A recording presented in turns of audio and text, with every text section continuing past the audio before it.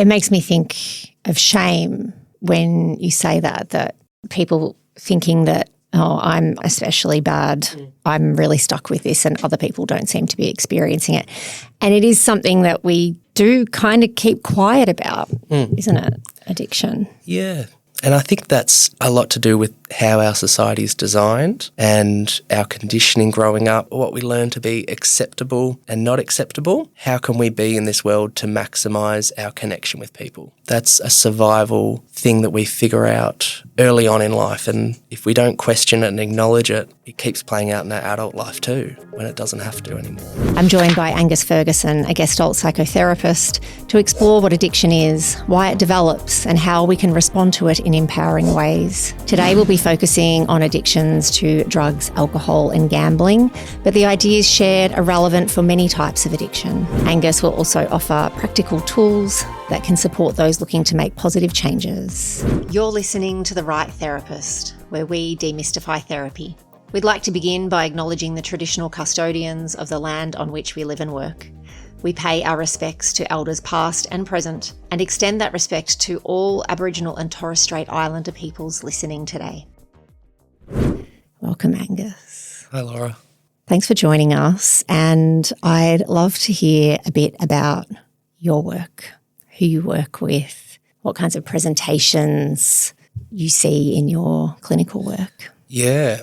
So I'm a psychotherapist, and a lot of my work is around supporting people wanting to change their relationship to drugs, alcohol and gambling, as well as some other addictions like OCD and eating disorders and other habits that give people a sense of relief. And it's interesting, you kind of see the similarity between addiction and those other kind of presentations like OCD and eating disorders, that they are something that people are reaching for in a similar way that people might reach for their addiction. Yeah.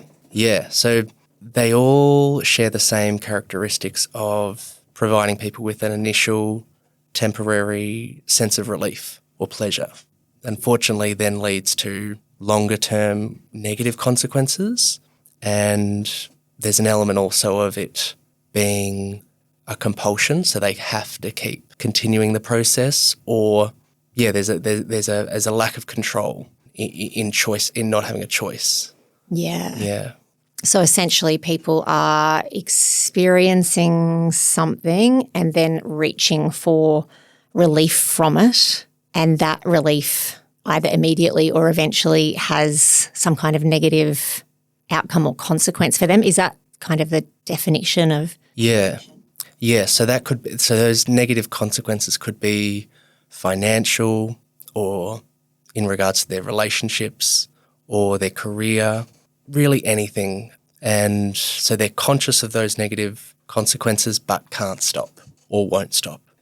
So there's a lack of ability to stop, and potentially such relief from the addiction that it's very difficult to stop. Yeah. So that's a good perspective to distinguish, a use of a drug or alcohol, even though alcohol is a drug, or gambling, people that do engage in those behaviours but have the ability to stop if they wanted to. So there's more choicefulness. And so the difference there, that the choice aspect speaks to a pain that's underneath the behaviour that some people have and some people don't have in these behaviours.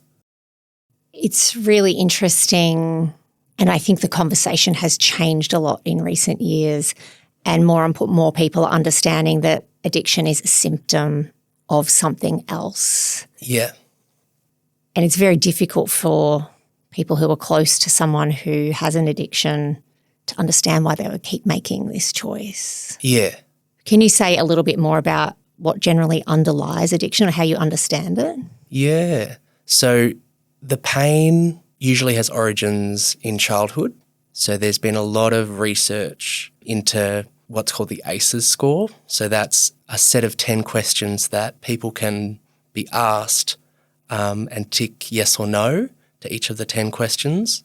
So depending on your score, that indicates what your ACEs score would be. And people with higher ACE scores are more susceptible to negative outcomes in adult life. They include suicide, chronic illnesses, and substance use disorder and wider addictions. What kinds of childhood events or environments, and I know that there's a million answers to this, but what do you kind of typically see as being the pain behind addiction? With ACEs scores, there's limitations to it, and it doesn't paint the whole picture. But the focus of ACE scores is physical, emotional, and sexual abuse, as well as physical and emotional neglect, having a divorce in your family, and having an incarcerated person in your household. So the limitations of ACE scores are that it doesn't talk about any systemic discrimination like racism that's so prevalent in education system, health system, and a lot of workplaces, as well as things that are called small t, so small traumas that people can endure that on the surface don't look significant, but the felt experience for the person at the time, which is what trauma speaks to, is significant. So small t examples could be schoolyard bullying or medical traumas. So that sort of starts to paint a more realistic perspective of what the pain underneath addiction is. Yeah. Yeah, and interestingly, obviously everyone is individual and incredibly different, and everyone has their own developmental history and small t and big T traumas potentially. I can imagine, and I have experienced in my work, that if somebody doesn't have much or any big T trauma, they didn't experience abuse, they didn't experience anything they would define as neglect, and yet find themselves with an addiction, it can feel like a bit of a mystery, like, what am I doing? I don't have an excuse of these big traumas that other people have. But some of those small t traumas can be really difficult in terms of the pain behind them. Yeah. And in that same vein, big T can happen to people and they're fine. So what's not being acknowledged is what supports people have going through these events, particularly in childhood. And that's individual. Everyone's different there. Everyone's got a different story of what went on, how they coped, who was there to help them cope. You know, I have heard it said, you know, in various comment sections about addiction and trauma, you know, people might say, well, I experienced way worse than that and I haven't chosen to become an addict, which is an incredibly judgmental and shaming perspective. But as you say, it's not just about what happened to you. It's about how you metabolised what happened to you, what support was available for you. Yeah. How you were changed as a result of what happened to you. Yeah. That big distinction of this addiction, for an addiction to exist, it can't have been a choice. It's a reflex. So a choice to use a substance is just use. But an addiction is there was no human to bond with, and so you bonded with a behaviour or a substance. And I think more and more people are understanding that. But for people who are experiencing it and don't know, or affected others that are experiencing it in their lives, they might not know that. It's interesting that you say there was no human to bond with, and so we bond with some kind of coping mechanism. Yeah. Are you saying that in a traumatic situation or environment, big T or little t, if we have an attachment figure that we can really connect with and rely on in that potentially creates a very different outcome? Yeah. And I've had clients that have gone through really, really big T, really, really traumatic things in their childhood, But because they had someone to talk to, someone who they felt really saw them and understood them, they don't have the pain anymore. It was something that was done in the past and it didn't linger, and they're able to talk about it with coherence and calmness. So we only need one person really to have that imprint on us for us to be okay in adversity as kids. It's quite incredible the role that support of stable person who can really see us and witness us and help us process what we've experienced, that can change things so dramatically. Yeah.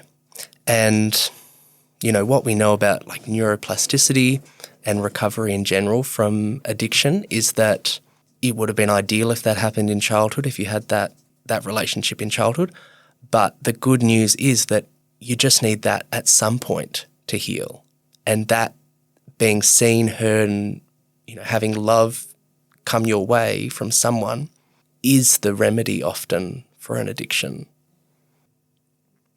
Wow. It just strikes me that there can be opportunities for anyone to experience the type of relationship that can bring healing to them and therefore alleviate their addiction. And I'm also conscious that some people might be wondering, yeah, but where do I get that? I don't know how to get it. I've never had it. I don't even know how to accept it if it is there. What would you say to someone in that position? Yeah. So, for drugs and alcohol and gambling, all other addictions, there are hotlines personalised to support people with those addictions, and affected others can call those hotlines too. So we can have all those resources linked up with this podcast. So they can be 24-hour supports for people who want to maybe remain anonymous, have an experience of a non-judgmental, warm, professional counsellor who knows about the addiction that you're struggling with or knows something about the pain that's underneath at least. And that could be a first step. That could be a first step to getting a referral to maybe detox or rehab or ongoing counselling. But yeah, that first step can just be the only thing you need to think about, and then you can make a plan after that in the phone call. You don't need to, I guess I'm trying to say you don't need to know all the steps. You just need to know what could be the next step. Might take a bit of the pressure off for people. Be very overwhelming to try and think of how you're going to kind of fix something that you've struggled with for a long time. Yes. And there's so much pressure. Working with clients, a common thread is a real sense of I've got to solve this on my own and I've got to know all the answers right this red hot minute. And the reality is that that's not true. And we sort of, in therapy with clients, I help people question that belief that feels like a real burden on their shoulders. Learning to receive care is a part of that. So, as a starting point, the resources that we'll share in our caption or comments, and also obviously potentially therapy. And I'm curious about the role of groups in addiction and healing. Yeah, so there's a new body of research in Europe and the UK that's focused on prescribing people social connection. So, not instead of other supports like regular antidepressants and other, effective means to support people's recovery like therapy, but social prescribing where you connect with groups, connect with people like-minded and not like-minded. It doesn't really matter, but as long as you're not sitting in isolation as much and you're connecting with people and feeling like that you matter, that you have purpose, that you guys are working towards goals. It could be, some examples that have been cited have been people that are building garden beds together. So having a common goal, working together, learning a new skill, completely different to drugs or alcohol or gambling or any other addiction, but it's effective in people's recovery sometimes. That sounds really beautiful. And yeah, I also think of groups like AA, NA, all the A groups that, you know, for decades have supported people in addiction, and the mentoring that people receive in those kind of groups. Yeah.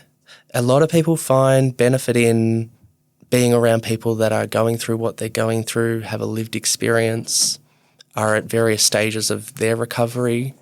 And for a lot of clients, I think that provides people with safety and feeling seen and validated in what they're struggling with, because some people think that they are especially stuck with their addiction and especially unique with their relationship with their substance or their behaviour. And the reality is, you know, there's lots and lots of hotlines and lots of government funding because it is such a common, widespread issue. Yeah. Yeah. It makes me think of shame when you say that people thinking that, oh, I'm especially bad. I'm really stuck with this and other people don't seem to be experiencing it. And it is something that we do kind of keep quiet about, isn't it? Addiction. Yeah. And I think that's a lot to do with how our society is designed and our conditioning growing up, what we learn to be what we learn to be acceptable and not acceptable. How can we be in this world to maximise our connection with people? That's a survival thing that we figure out early on in life, and if we don't question it and acknowledge it, it keeps playing out in our adult life too, when it doesn't have to anymore. It reminds me of, I think it might even be a Gabor Mate quote, that when there's a question of attachment or authenticity, when we have to choose one or the other, like if I'm my authentic self, I might lose my attachment.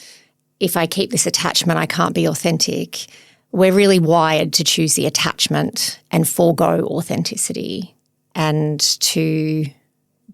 I think that involves hiding parts of ourselves, particularly parts that we think aren't going to be accepted by others, to maintain connection. And maybe that's part of what happens with keeping addiction in the shadows. Yeah, that's exactly right. And there was a University of Sydney study in this year, 2025, that found that people wait 12 years struggling with addiction and mental health before accessing support. And with those particular learned experiences from childhood, probably just keeping them feeling stuck. It makes me wonder, 12 years is such a long time to kind of battle through and try and manage it ourselves, and probably part of that is not really knowing where to take that first step. And I would love if the outcome of this was just that someone realised the first step to take. Yeah. But also that the addiction is born of the lack of attachment and bonding at a crucial time with somebody who could have been a support. And it just makes so much sense that it would be really hard to reach then for support with the addiction when that is like the original wound. Yeah. And a part of our brain particularly reinforces this. So the reticular activating system is a part of our brain that all our sensory input is filtered through this lens of, does this validate my beliefs from the past or does it contradict it? And this reticular activating system will disregard information that we get through our senses that contradict our beliefs. So feeling unsupported with an addiction might reinforce old feelings of no one cares, I'm alone, I'm stuck, I've got to figure this out on my own. So it's really good to notice if that's happening or notice when that's happening and question it. It makes so much sense that, if the wound is I'm alone with this pain, that this way that our brain functions has us still believing I'm alone with this pain, with the addiction that has then developed, and we therefore may not even see the support that is available, that our brain would filter that out because we believe that we're alone with our pain. Yeah. And maybe people can see there's support there and, have heard this podcast, so now they know that support is there. But it might be really a big step, or it is a big step, and it might feel so big that it feels unsafe, for example. So that's a hard barrier too. There's an element of risk in doing something different, relating differently to those thoughts that you're having and those beliefs that you've got. Being open to difference, being open to different outcomes can be therapeutic, but it's a risk. It's a really brave step. And, I do a lot of intake calls with people, and so often it's just been a huge thing for them to actually make the call. Yeah. They're like, it's a step they've been meaning to take for years, and they're surprised by how relatively easy it is in the end, actually.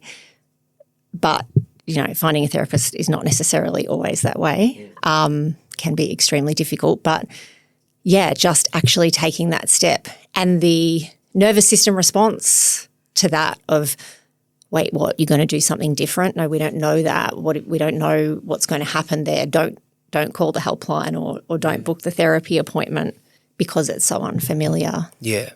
It's quite prohibitive to, finding the help. Yeah.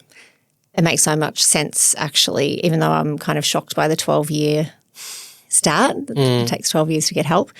But it does actually make sense that, it would take a really long time and that people do try to kind of battle through on their own and hide it and hope that something's going to change. Yeah.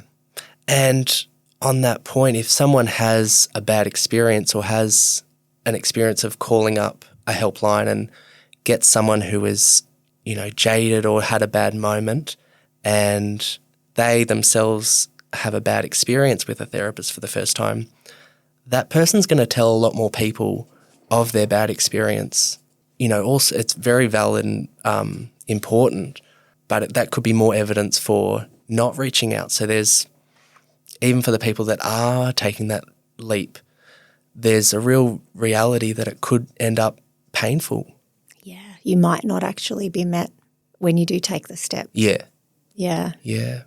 So it's an important question, I guess, to think about is, how will I be if this doesn't go well, if this phone call doesn't go well, or this reaching out to organise this therapy appointment doesn't go well?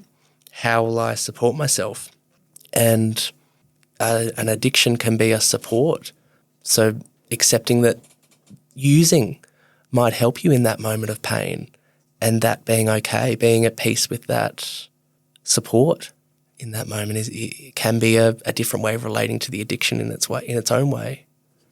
It makes a lot of sense that an addiction actually is a support. Yeah. Right? Yeah. Can you say a bit more about that? Yeah. Well, so I've had clients describe their addiction, their substance, their behaviour, their pattern as their best friend and also their worst enemy. But maybe it's like 51% best friend. So there's mostly good there.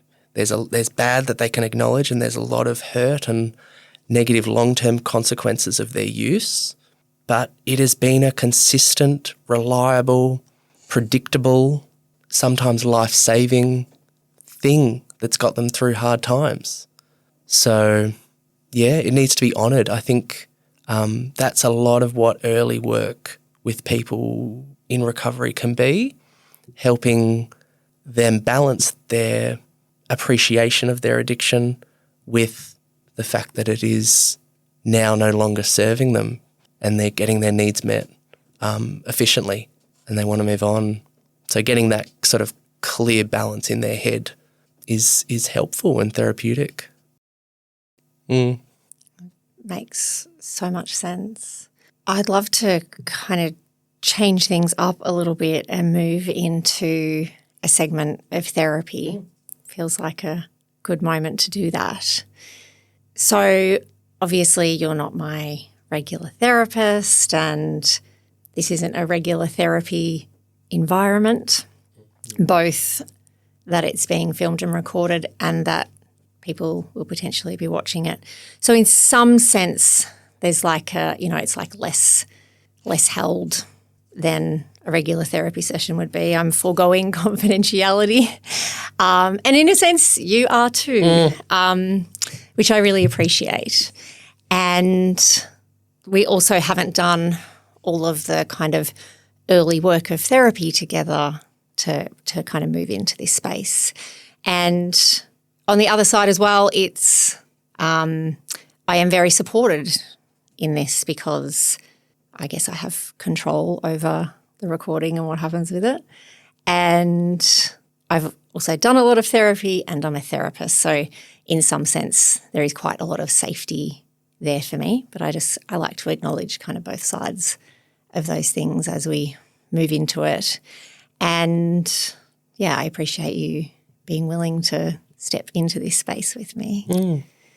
So maybe we can take a little moment to settle into new roles for this segment. And yeah, I guess I offer myself, my experience, my vulnerability to, I guess, give an insight into what therapy is like in general, but therapy with you. It's really just an exploration and we'll kind of see what happens. Sounds good. Yeah.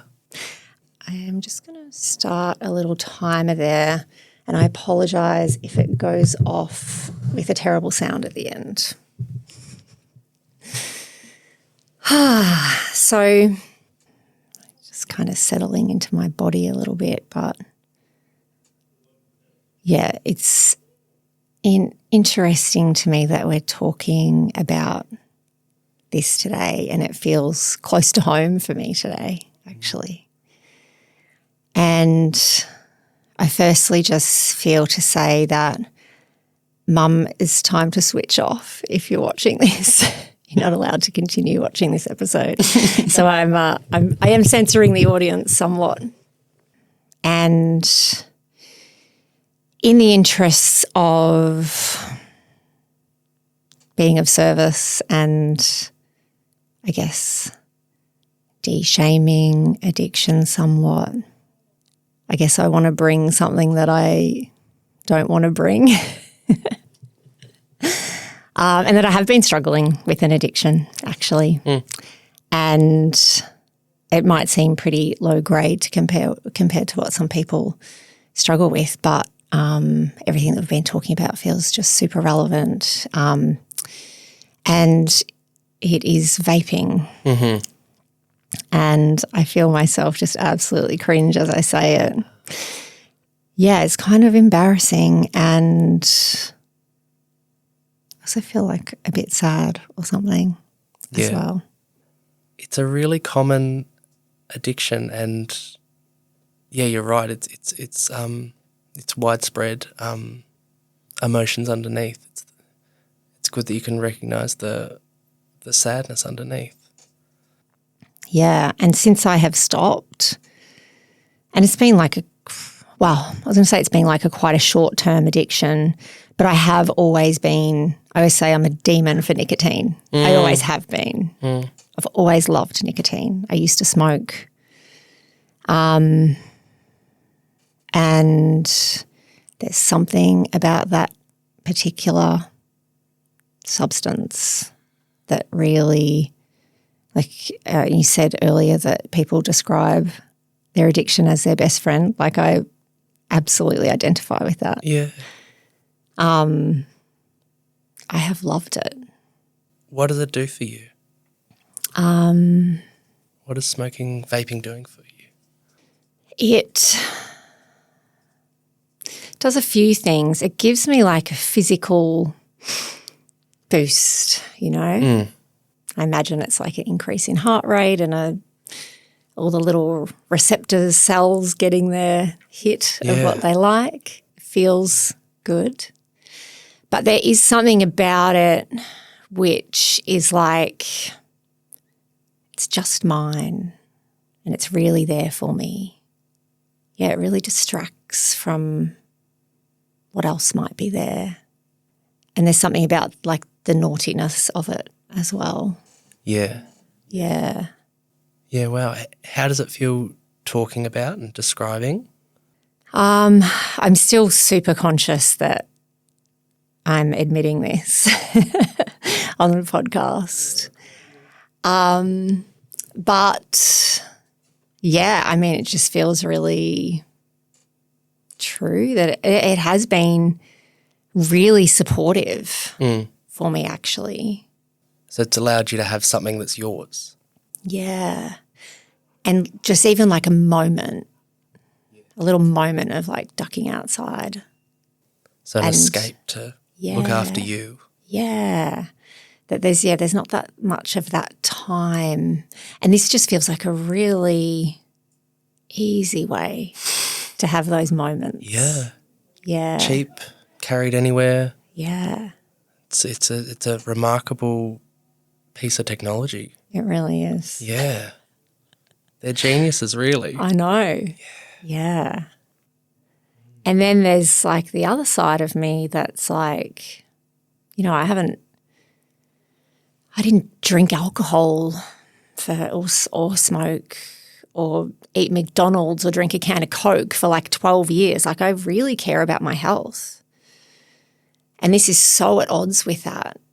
And that's part of the shame, I think, that, oh, wow, I'm doing something that is really at odds with how I want to treat my body and kind of who I am. So it's really not a choice. No. Because if you could choose, it sounds like your values wouldn't allow you to. Yeah, it's against my values. But there's this other part of me that absolutely chooses it. Yeah. Tell me about that part that absolutely chooses it. What is it trying to – what's its perspective? It's like, just do it. It's fun. It's fine. Be free. There's a big thing about freedom. And when I first started smoking cigarettes, that's what it felt like, really free when I was like a teenager, you know, free and rebellious. Yeah. And so my sense is that there's something around not having your autonomy historically. Yeah, I certainly think in those teenage years, you know, there's that kind of battle of like, but I'm growing up, but I'm still a kid. And struggling with that. But when I actually had therapy yesterday morning, and I really, actually it was a cranio breathwork session. And I really got in touch with a very sad part of me who was extremely little. Yeah. Maybe even in utero. Yeah, maybe. And that's, since stopping vaping, that sadness feels really prevalent. It feels very attachment-y, you know, like very real kind of basic sadness or loss, like very deep and old. Yes. And so since stopping, you've been able to be more in direct contact with that pain? Yeah, well, I've unfortunately not had a choice. It's just been there. Yeah. And it's been a bit rattling. Yeah. Yeah. So it makes sense, the purpose of smoking. Yeah. How it served you. Yeah. Something that you didn't have enough support to be with and touch into historically. But there is something clearly, because you have stopped, you are able to touch into it. You've had that experience of really validating for yourself, whoa, this is a lot, this is painful. So there's a strength now and a support, maybe I would assume internally and externally for you, that's allowing you to respond differently to this pain and be with it more. Yeah, I think that's true. And I think,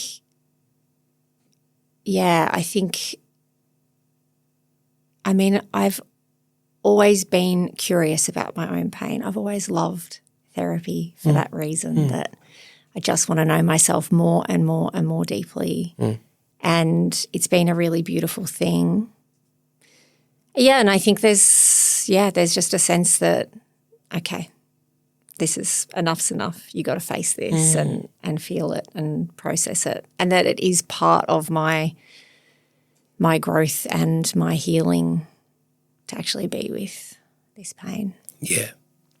Unfortunately. Unfortunately, yeah. Yeah.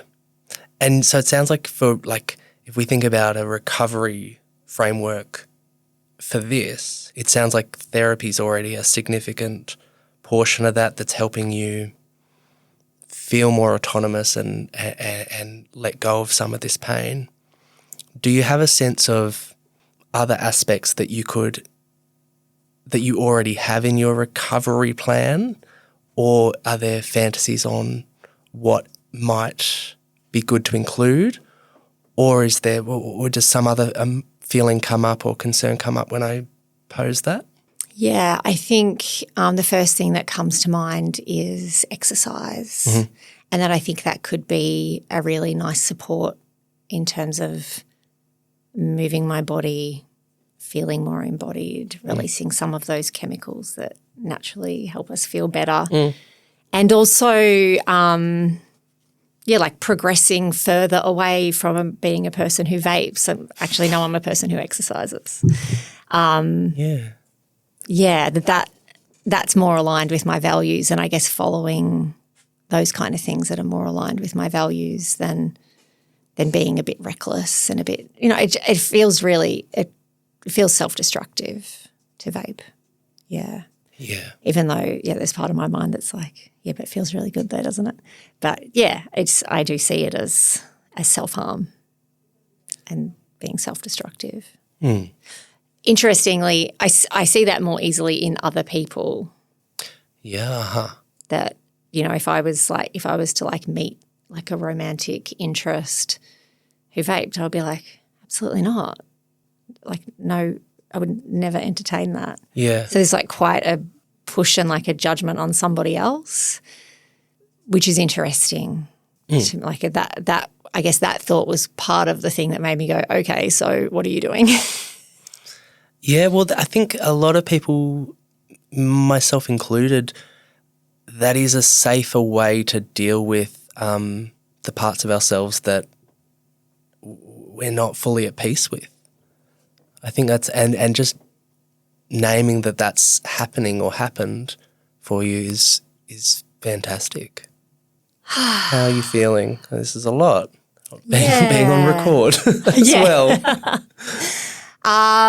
No, I feel good. It actually feels good to, be a bit brave about it and a bit more open about it, and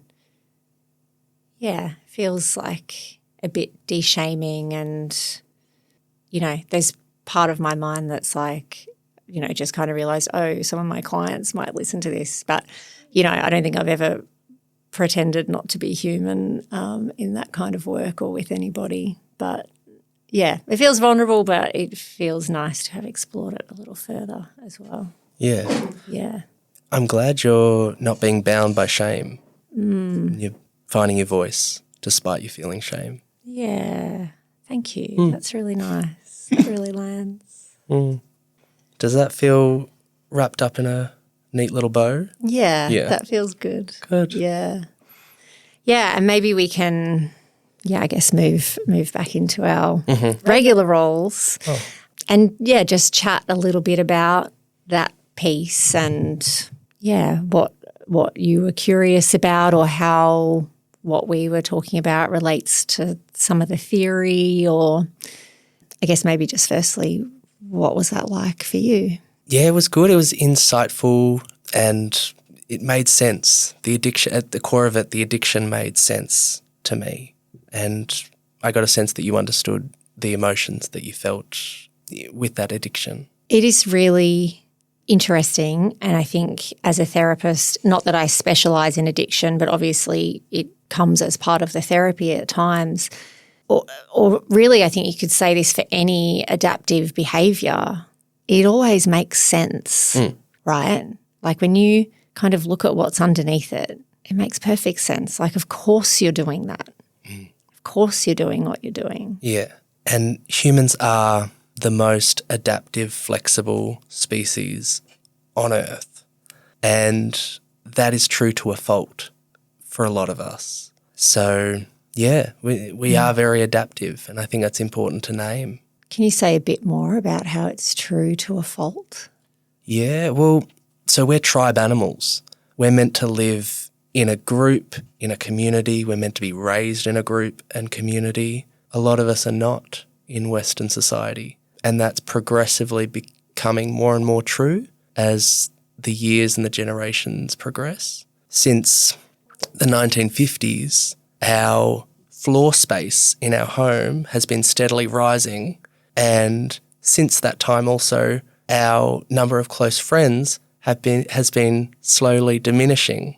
So there was this is making me think of a US study where they surveyed lots and lots of people and asked them how many close friends they could call on in a crisis. And 39% of them said none. So we've sort of prioritised, Johan Hari talks about how we've sort of prioritised floor space and consumerism and stuff for genuine connections. And we've gone and got connections through Twitter followers and likes on social media. And those aren't the people that are going to help you when you really need it. So, yeah, we don't have the community like we used to. And so we're adapting to that. And it's making a lot of us feel terrible and needing things like addictions to cope and get through our day and get approval from our boss and our parents and our partner and whoever else. But we're not coping. A lot of us aren't coping as well as we could because it's unnatural. Yeah. Gosh, it makes so much sense that we're more individualistic than we've ever been, and that this like civilization, the way that we live, is so recent, really, and it's not what we're wired for. That is a beautiful ground for addiction to emerge, the lack of connection and people who see us and accept us, and that it keeps us stuck in the addiction as well because we may not have anybody that we can reach out to. Yeah. And be authentic with and admit what's happening. That's right. So there's a real sense of familiarity that is perpetuated, and to a certain extent that is what feels safe because it is familiar, but it only feels safe because it is familiar. Yeah. Yeah, that it's not actually, or there is other safety available. Yeah, so having an element of flexibility in how we think about ourselves and how we witness ourselves in our life and do that for other people, that is where some newness can come, maybe some better feelings, because we are driven by emotion more than we like to admit, I think. And that, yeah, trauma can make us more rigid and black and white about how we see ourselves and others and less flexible, in a sense. Yeah, and that's a really good point. And often the solution to overcoming trauma and pain are things like play and creativity, where there is lots of flexibility and being in this present moment. You know, we can only be flexible if we are present, because if we're responding to the present moment like we did in the past, that's quite a rigid way to be. But if we are conscious, we're here, we can see what's around us, we have more of a capacity then to respond in a more unique way that better gets our needs met. And so would you recommend that people try to include some type of creativity in their lives? Yeah.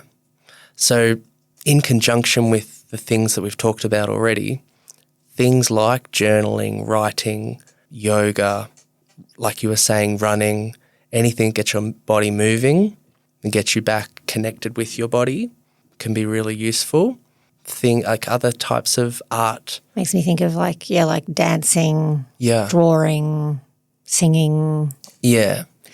And it's interesting, those kind of creative pursuits, they also let the brain know that we're not under threat, right? So they also kind of feed back to the brain that, we don't normally sing when we're in danger or draw or dance when we're in danger. So doing that actually kind of signals back to the brain that we're safe, doesn't it? Yeah. As well. Yeah. And in the same way that if you use your addictive behaviour or substance, that is in itself also validating that the pain is too much, that this is the way to deal with it. So there's a learned experience in everything that we do and everything we don't do. But yeah, there's an element of privilege in being able to move into things that make you feel safe. Yeah, sometimes it's not always possible. So I think it's important to acknowledge that, there's an element of privilege that maybe it's not accessible right now. Maybe you are in a traumatic experience and maybe just it's okay that you're using to cope the best way you can. Yeah, I mean, if you're experiencing housing instability or you're in an abusive relationship or you don't have an income, these are real kind of baseline things that would set the ground to be able to then make the phone call or go to a meeting or whatever it might be. But if you don't have those privileges, it's extremely difficult to access help. Yeah. So there is a lot of energy and resources that are needed in recovery that can easily be overlooked. And there's privilege in my blind spots, even just saying that, like I can't know what other people are going through, what their reality is because I'm not them. But what we all can do is validate that we are in part struggling and doing the best we can. Yeah. So even just that reframe of I'm doing the best I can is a useful way to relate differently to the use. Absolutely. And also I would imagine that some people who struggle with addiction have potentially been let down by systems again and again and again, and to ask them to engage with yet another system, or not just even let down by systems, harmed by systems. There's a privilege in that. Well, that's right. It's not a well-funded, well-respected part of society. And, we can compare that to Portugal, where it's not illegal to use drugs. And, Portugal made a really wise decision in 2001 to decriminalise all drugs because the Western approach wasn't working for them. They kept trying to imprison more people and be really harsh on people that used, and it kept making their stats of drug use go up and their rates of HIV transmission go up through intravenous use. And so they made a decision to redirect all their funding that they had to police and law resources into education and support for users. And 24 years on, their transmission rates of HIV are way down, drug overdoses are way down. They're much better because of the focus on education and support. So it makes a lot of sense that people in Australia, for example, engaging with mental health and substance use supports, they feel unvalued and disregarded because there's just it's an underfunded, not valued part of our society, and that's terrible. Yeah, but it's not a reflection of them as such. Yeah, it's not a personal failure; it's a systemic failure. Massively, yeah. But it's also no less shit. Yeah. For the person. Totally. Yeah. Yeah. So it's hard, and it's hard that it reinforces their feelings of stuckness and aloneness, and no one can help me. So you have to call a spade, and that's really bad that's happening frequently. It's a lot of people's experience. So how do you find autonomy in your recovery if you can't rely on those services, or if you don't want to try again with those services? what are your options? What is in your circle of control? And maybe that is just doing things that just get your needs met in other ways, not related to drug and alcohol specific. Maybe it's just general community supports and spiritual centres and churches and I don't know. Yeah.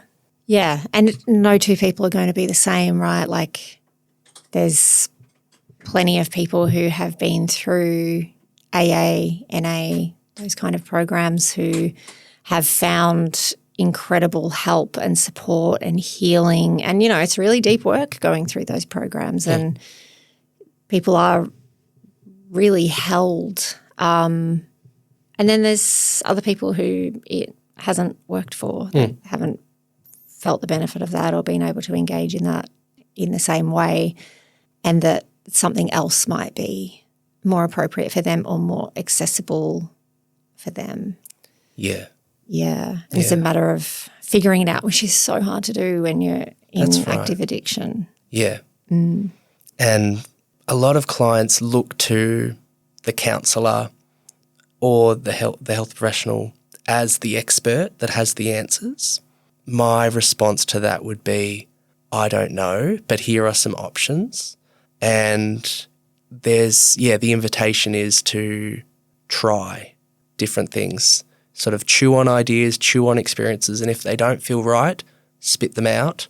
But if they do feel good and they do taste good, then swallow and accept that care and keep coming back. But there's that choice. Yeah, and that you can be someone who supports them to explore what direction or supports are going to be best for them or appropriate for them. You can help them explore their experience and identify what's working and what's not. Yeah, yeah. And conscious of if that pressure of needing to work it out really quick or, if you're conscious if that comes up, just name it and question it. Is that true? Do I need to have all the answers right now? Can I just have one possible solution right now? That's maybe enough.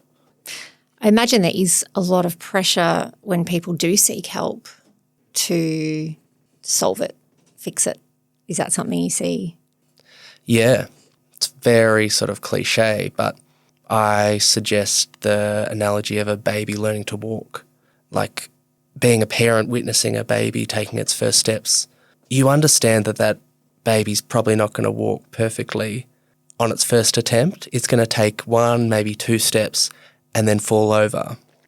But then it'll get up.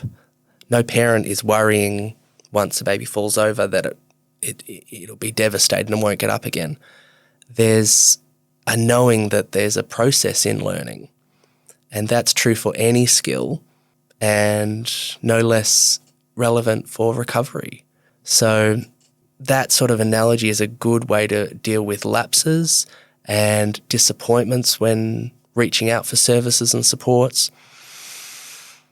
But it's having that support around you to be as resilient as you can, to take your time maybe to stay down and recharge and patch yourself up, but in a group, in a tribe, patch yourself up in support ideally, and then get up and try again. And that is really key, isn't it? That healing happens in connection with other people. Yeah. Yeah, well, that's exactly right. So the initial wound that the addiction is trying to prevent you from feeling or be in direct contact with, that happened in relationship. So in healing, it needs to happen in a relationship. We can use AI and we can Google and we can do self-development tools at home in isolation, but until we connect with people and have a lived experience of feeling seen, heard and loved, we're going to stay wounded. So that's an important thing to remember, that it's in connection that we heal. And it's interesting because a lot of the work that I have done on myself is about my connection with me, and that has been amazing and really, really beautiful. But what I hear you saying is that actually it needs to also be someone's connection with another person, and that the wound, our original wounds of experiencing something and not having someone then there to support us, or someone actively harming us, it's a relational wound. Yeah. That the healing of that also needs to be relational with another person. Is that what you're saying? Yeah. Yeah. I think it's really good to consider the relationship between you and you, your ability to trust your judgment, trust other people. That all has to do with your relationship to you and you. How do I know this is safe? How do I know this is dangerous? So that's your own relationship to you, which is really important and a vital part of connecting with others. So I think if there can be a balance of those two, that is ideal.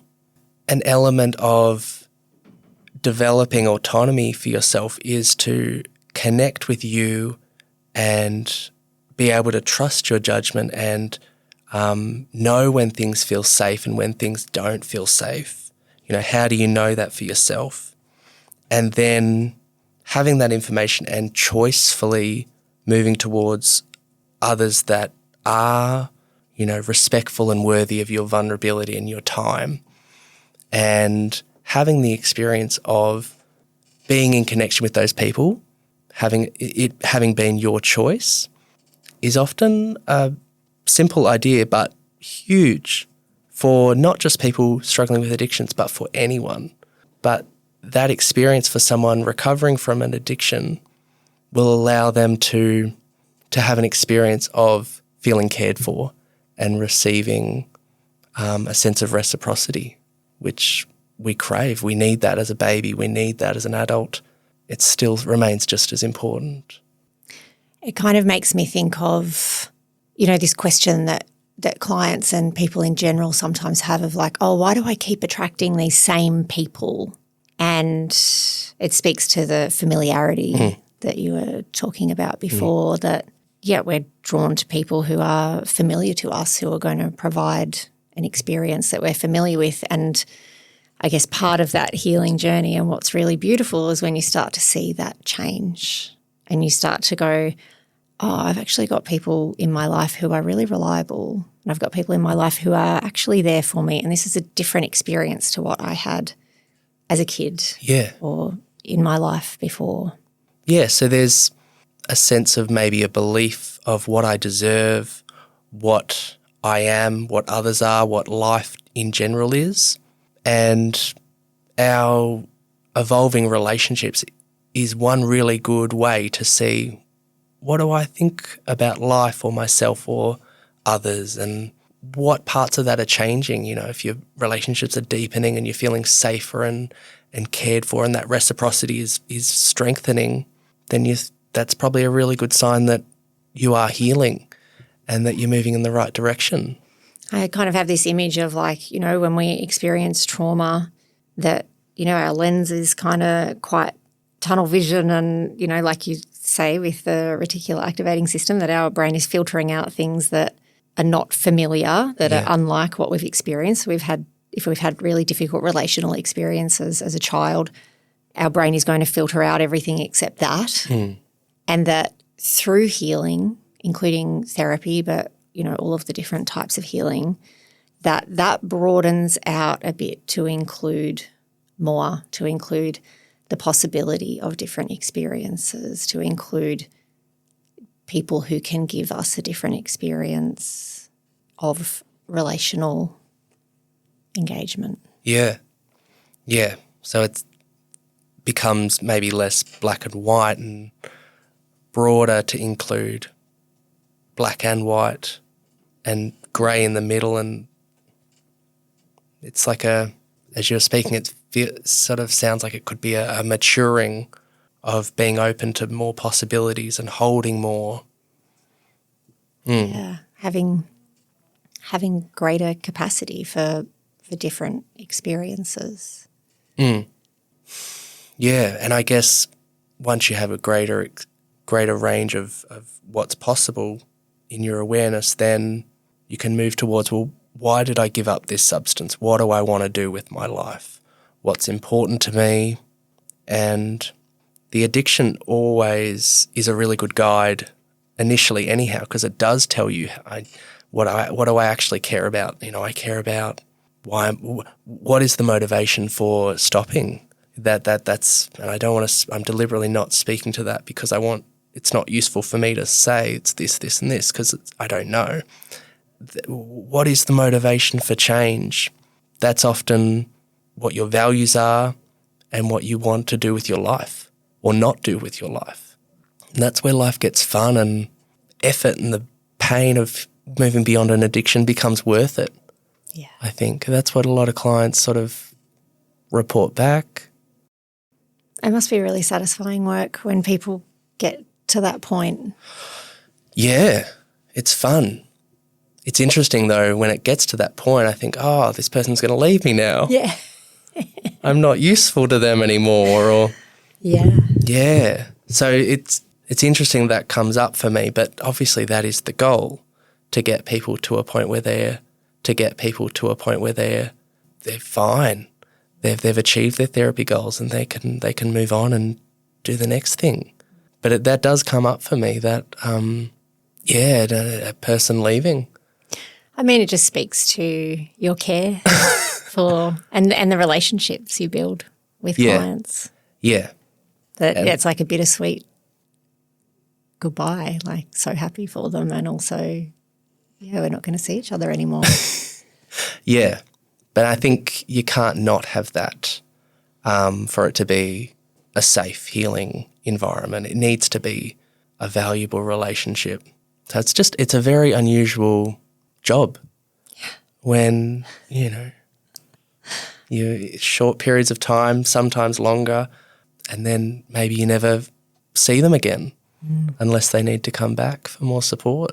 Yeah. Which, no shame in it as well. Yeah.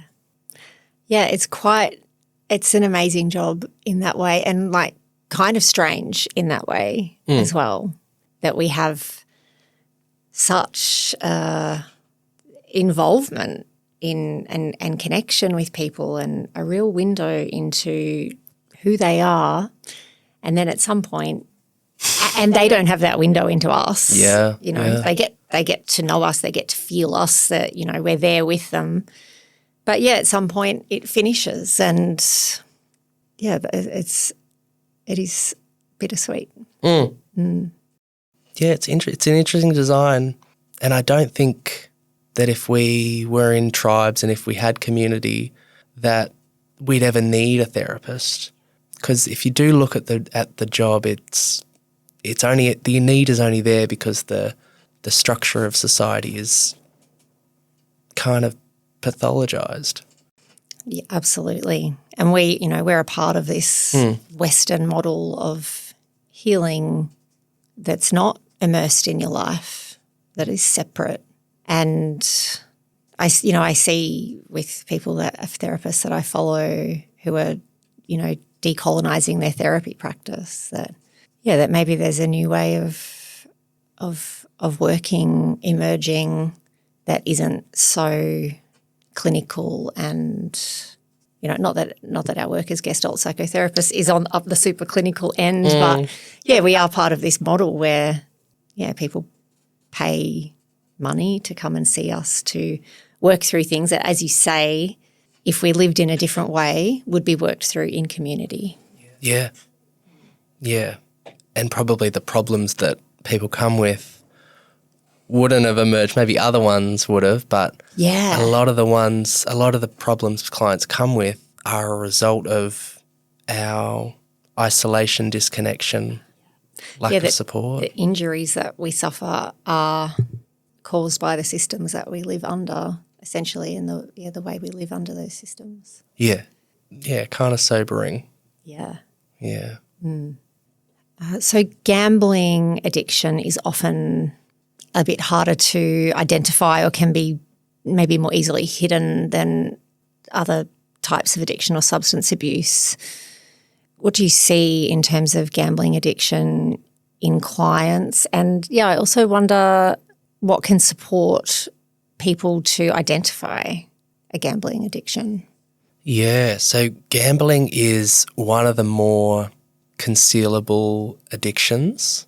People can go to venues at all hours of the day or night whenever they're free, or they can just be doing it on their phone and be feeling really, really hooked.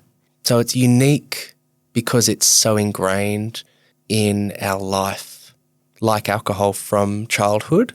So it's part of what's in community, it's part of what's in sport, and it's a big part of people's social life sometimes. And that can be people's introduction to it. You know, it can be a thing that you do with your mates at football or soccer or racing. Generally, it's not a problem for a lot of people, but there could be one or two people in a social group where it does become a problem and they do bet too much, more than they can afford to lose, and they feel, a familiar feeling of, I've got to deal with this on my own, I've got to win back my losses. And that is how this business of gambling is designed to be so profitable. They implement a lot of strategies based in psychology and neuroscience to become really, really, really addictive. People can often wonder, why am I struggling with this? Why can't I stop? Why am I betting too much? That's happening often because of pain that these companies are taking advantage of. And so the gambling industry is worth $773 billion as of 2023. And by 2030, it's going to be valued at $1 trillion. So there's a lot of profit to be made in addiction. We know that obviously also in things like the wider consumerism and alcohol taxes, and there's a lot of money to be made in people's addiction.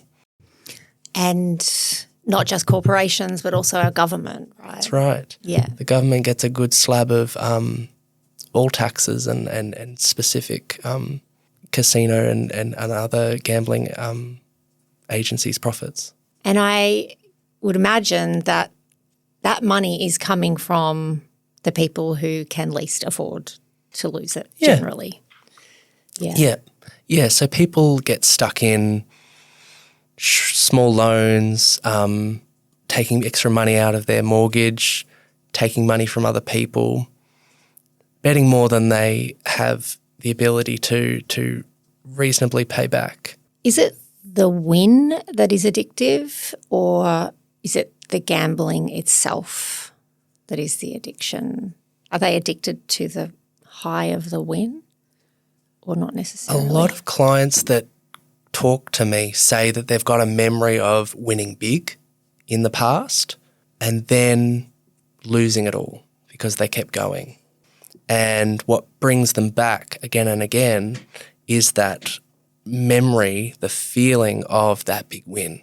And I've had people that have talked to me about wins they had years ago, a specific win they had years ago that they keep talking about. It exhilarates them. It is an escape. Connecting with that past win allows them to escape the reality of their pain.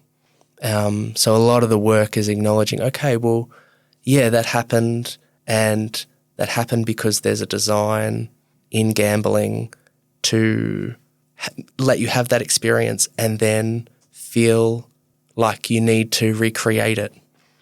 But over the long term, the pokey machine or the sports bet app, I can't really say that, can I? So they want jokes.